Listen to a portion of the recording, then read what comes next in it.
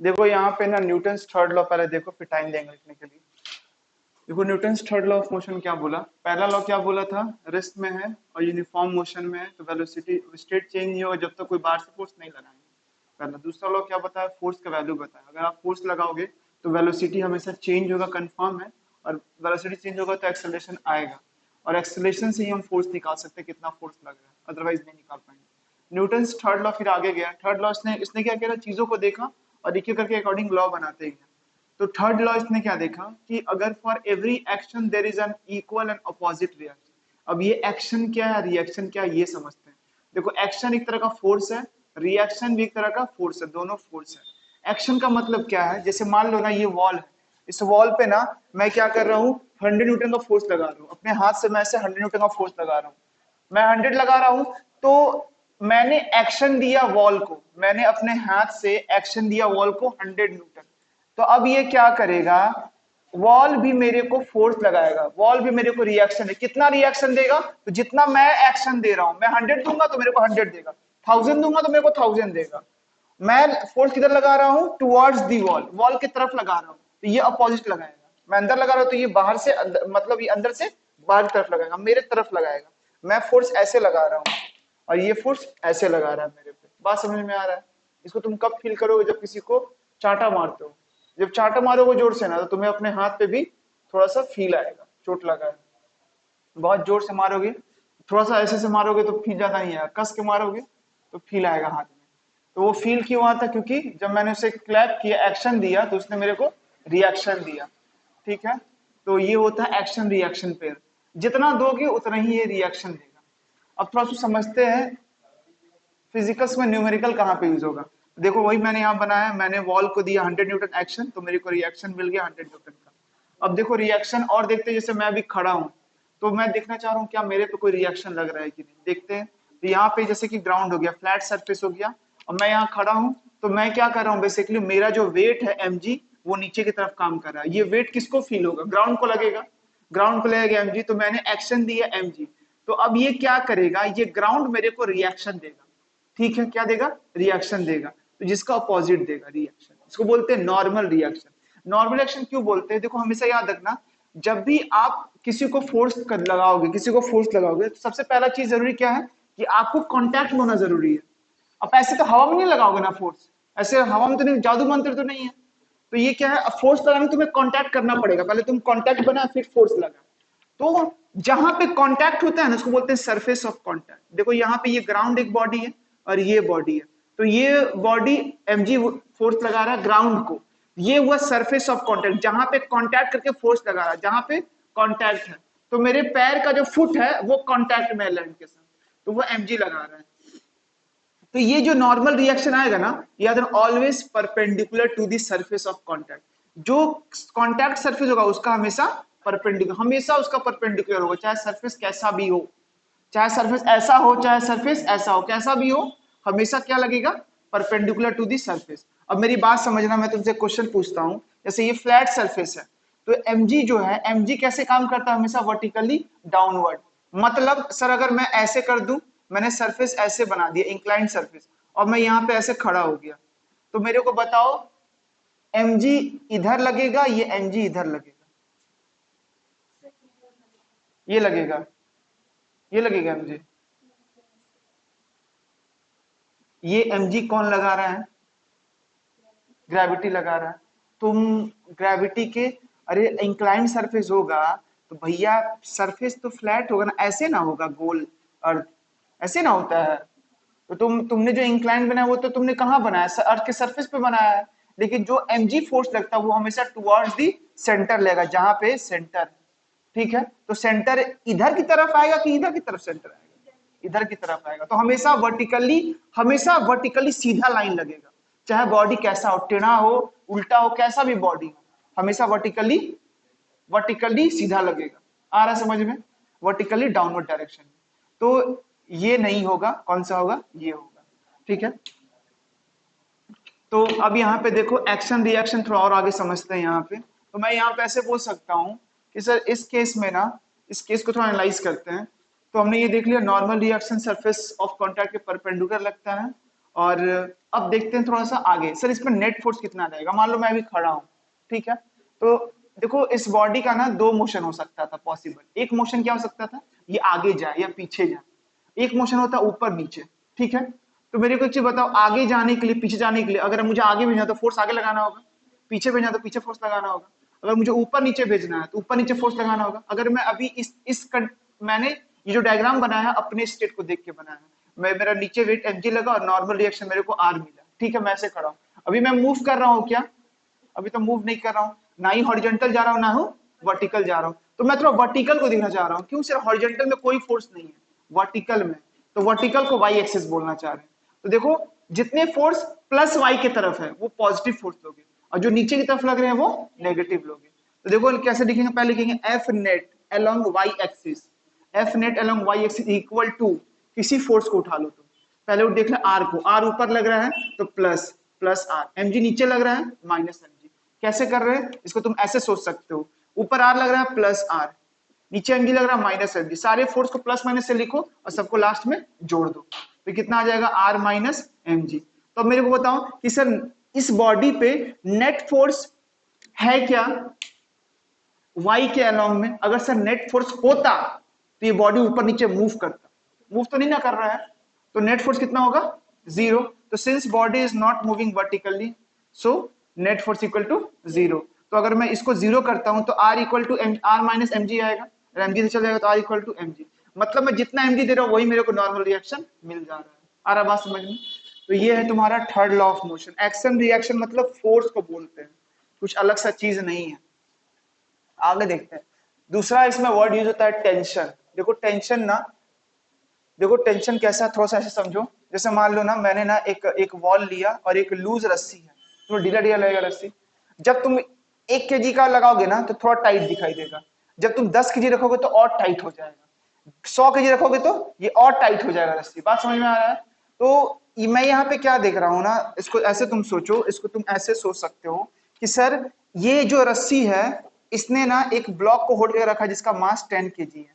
अगर ये 10 kg है तो मैं ऐसे बोल सकता हूँ इस पे फोर्स लग रहा होगा mg, ग्रेविटी लगा रहा होगा, तो ये यहीं पे रुका हुआ है, इसलिए रुका हुआ है क्योंकि रस्सी होल्ड किया हुआ है। तो ये यहाँ पे तभी रुका रहेगा ना, जितना फोर्स नीचे लग रहा है उतना ही फोर्स ऊपर लगाओ तब ना रुका रहेगा। तो मैं बोलूं ये फोर्स कौन दे रहा है, रस्सी दे रहा है, ठीक है। तो याद रखना ये जो फोर्स आता है, इंटरनल फोर्स जो आता है रस्सी में, that is called as tension, ठीक है। तो वो ऐसे पूछेगा नहीं व्हाट इज टेंशन, इसमें पता होना टेंशन होता क्या है। तो tension is nothing but it is a force which build inside a rope, that is a internal force due to a body hang with the rope. आ रहा बात समझ में। तो ये डेफिनेशन नहीं पूछता, बस सिंपल समझो। तो टेंशन समझ में आ गया सर, बॉडी में रस्सी में टेंशन तभी आएगा जब किसी के साथ हम इसको बांध देंगे। इसमें तो टेंशन समझ में आता है, लेकिन टेंशन का डायरेक्शन किधर होगा वो देखते हैं थोड़ा। तो देखो टेंशन का डायरेक्शन देखने के लिए यहाँ पे समझो मैंने लिखा है always acts towards the rope, towards the rope और अवे फ्रॉम द बॉडी। समझो जैसे मान लो मैंने क्या किया है ना, मैंने एक वॉल लिया, सीलिंग वॉल लिया, यहाँ पे एक मैंने ना ऐसे लोहा का लगाया, एक पुल्ली लटका दिया, पुल्ली में ऐसे ग्रुप बने रहते हैं, एक रस्सी इधर से फंसाया और एक रस्सी इधर से निकाल दिया, ठीक है। इस रस्सी को मैंने 5 kg से बांधा और इस kg को मैंने 10 kg से बांधा।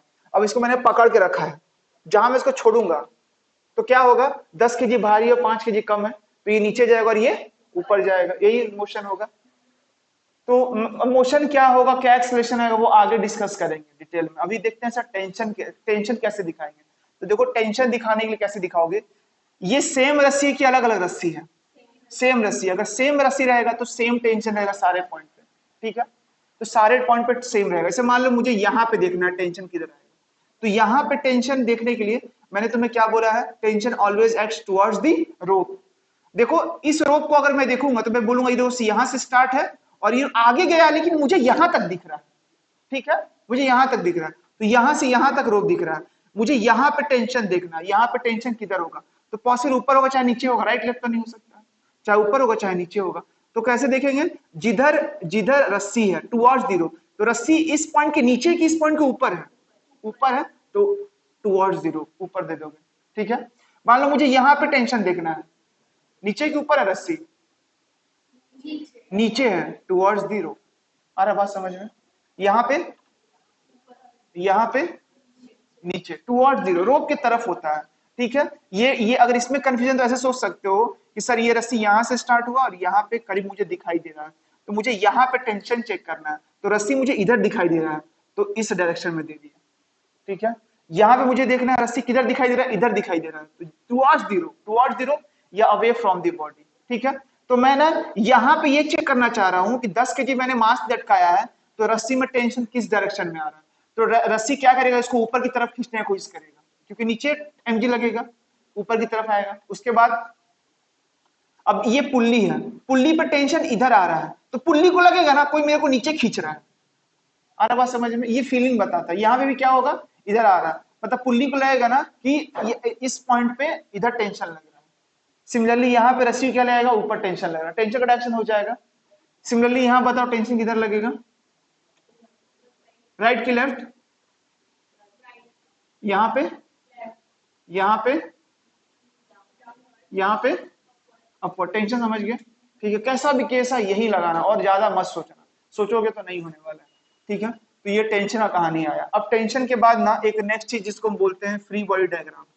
Free body diagram very very important है। Free body diagram, free body diagram इसको बोलते हैं एफबीडी। एफबीडी, एफबीडी क्या है पहले इसको थोड़ा समझ लो, ठीक है। और एफबीडी बनाने आता है, ठीक है। वो टेंशन वाले में डायरेक्शन दिखा लेना, ये तो लिख ली होगे ना,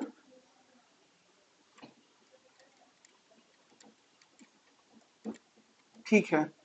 चलो पहले समझ लो थोड़ा सा एफबीडी और मुझे बताओ एफबीडी के बारे में। देखो एफबीडी क्या होता है, ये बोलता है show all the forces acting in isolated body, acting in isolated body, isolated body. अब मेरी बात देखो यहाँ पे, देखो यहाँ पे मुझे ना एफबीडी बनाना है। देखो यहाँ पे ना जैसे मान लो मुझे इसका एफबीडी बनाना है। एफबीडी का मतलब क्या होता है, आप सारे फोर्सेस दिखाओ एक बॉडी पे। तो जैसे मान लो ना एफबीडी किसी एक बॉडी का बनाते हैं, तो मान लो एफबीडी मुझे बनाना है इस 5 केजी का, एफबीडी बनाना मुझे 10 केजी का, एफबीडी मुझे बनाना है इस पुली का। आ रहा बात समझ में? तो ना हम क्या करेंगे ना, जिसका ही बनाना पहले उसको आइसोलेट कर लो। आइसोलेट का मतलब क्या है, वो जिस पोजीशन में है, यहाँ 5 केजी रस्सी बंधा हुआ पुली जिस पोजीशन में 5 केजी का ड्रॉ करना, बस उसी को निकाल के बाहर लेके आओ और किसी को लेके नहीं, उसको बोलते हैं आइसोलेट। मान लो मुझे 10 केजी का बनाना, तो 10 केजी को बाहर निकाल के लेके आओ। तो मान लो मुझे 5 केजी का बनाना है, तो मैंने पहले 5 केजी को देखा, ये 5 केजी रहा, ऐसे लिख दिया 5 केजी। पहले जाके ना सारा फोर्स एनालाइज करो, क्या क्या फोर्स लग रहा होगा। मैं बोलूं ये 5 केजी पे टेंशन लग रहा है T, ये रखा हुआ है सरफेस पे, तो क्या नहीं नीचे लगेगा mg, और ऊपर क्या लगेगा रिएक्शन। रिएक्शन तब लगेगा जब भी दो बॉडी के साथ कांटेक्ट होगा। रिएक्शन कैसे लगेगा, परपेंडिकुलर टू दी सरफेस।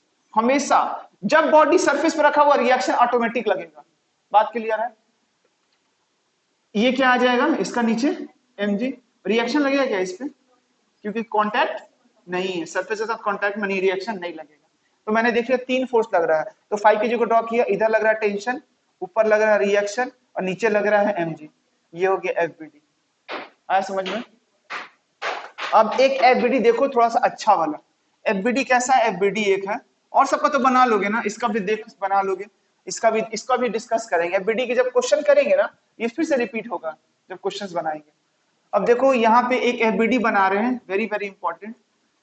देखो मैंने तुम्हें ना एक चीज बताया था, अगर एक फोर्स ऐसे लग रहा है F, तो इसको 2 कंपोनेंट में तोड़ सकते हैं ना।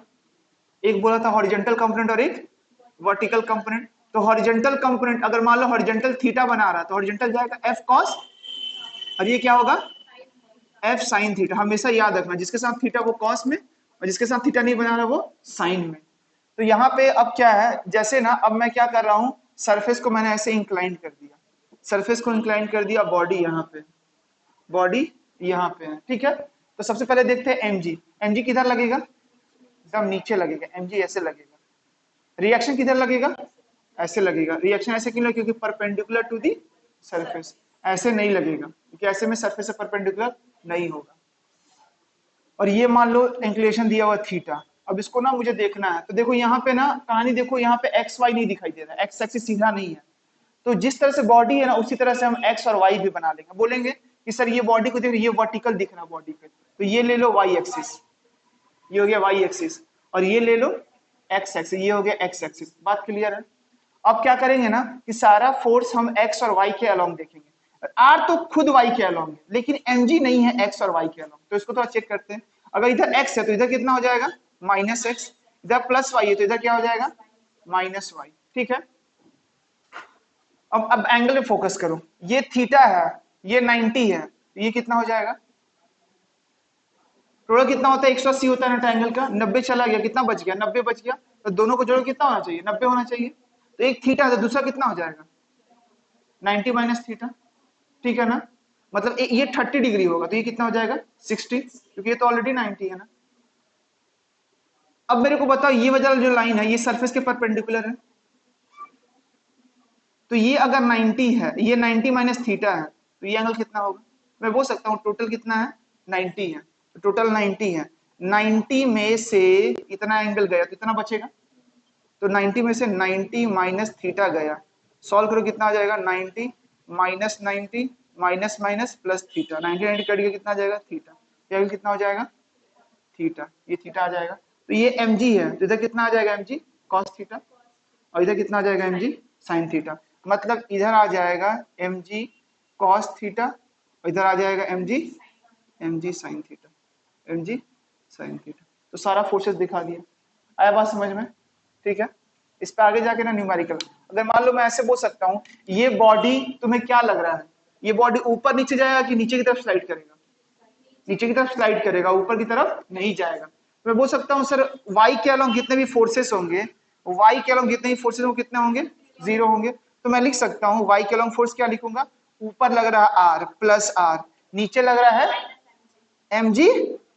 mg लग रहा है, ये वर्टिकल है ना mg cos थीटा, तो mg cos theta equal to 0, तो r इक्वल टू क्या आ गया, r equal to mg cos theta. तो अगर इस तरह से बॉडी रखा हुआ है, पूछेगा नॉर्मल रिएक्शन कितना लग रहा है, तो mg और थीटा तुम्हें दिया रहेगा, मास दिया रहेगा।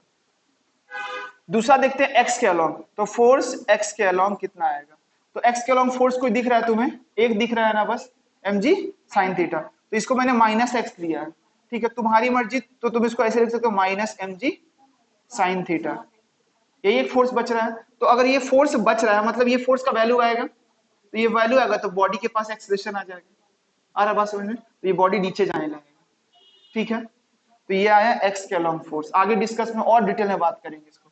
ठीक है, रहने दो आज के लिए।